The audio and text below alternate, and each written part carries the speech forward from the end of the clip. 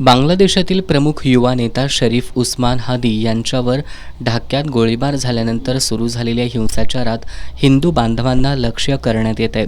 हिंदूंवर सुरू असलेल्या अन्यायाचे पडसाद संपूर्ण भारतात उमटत आहेत.